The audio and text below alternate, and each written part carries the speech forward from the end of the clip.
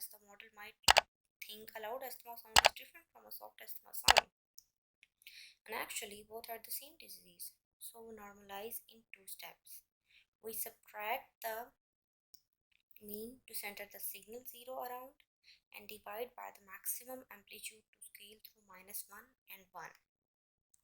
Here, as in this particular formula, you can see. And now if we go to the code, we can see that we have implemented this part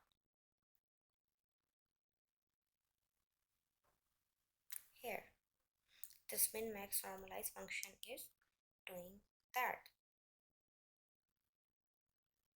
Now all recordings, no matter how loud or soft, after passing through this min max normalize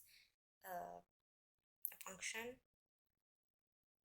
they this ensures that when we later calculate features like spectral energy, it reflects the breathing pattern, not the simply this is like adjusting the every recording.